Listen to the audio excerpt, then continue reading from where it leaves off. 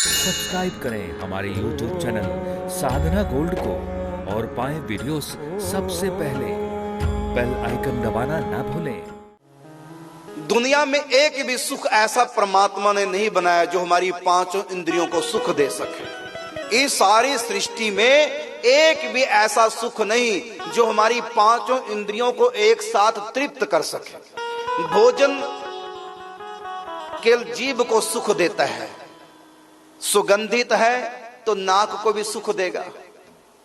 तो भोजन नाक के लिए नहीं होता, भोजन रस इंद्रिया के लिए होता है, जिह्वा के लिए होता है। तो भोजन हमको एक सुख देता है, क्या? स्वाद।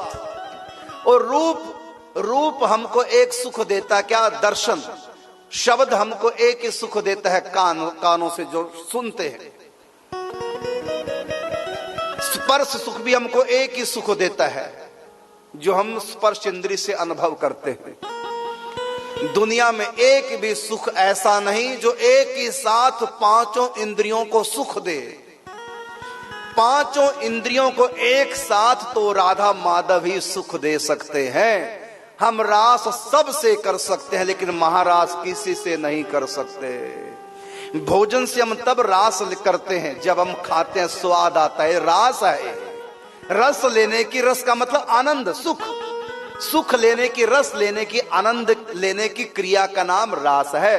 तो भोजन से हम रास करते हैं जब भोजन का स्वाद लेते हैं। जब कोई मनपसंद गाना सुनते हैं तो कानों से रास करते हैं। जब सुगंध सूंघते हैं तो नाक से हम रास करते हैं, अर्थात रस लेते हैं। जब कोई रूप के दर्शन करते हैं, सुंदर दृश्य के दर्शन करते हैं तो आंखों से हमारा रास होता है। जब हम किसी का आलिंगन करते हैं तो स्पर्श इंद्रिय के द्वारा रास होता है। रास हम दुनिया में कर सकते हैं, लेकिन महारास नहीं कर सकते।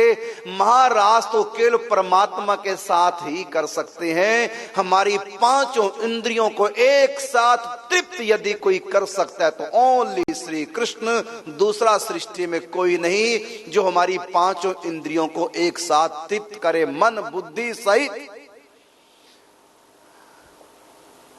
और फिर संसार में कोई भी भोजन क्यों ना हो, आपकी थाली में कई प्रकार के व्यंजन परसे हुए हैं।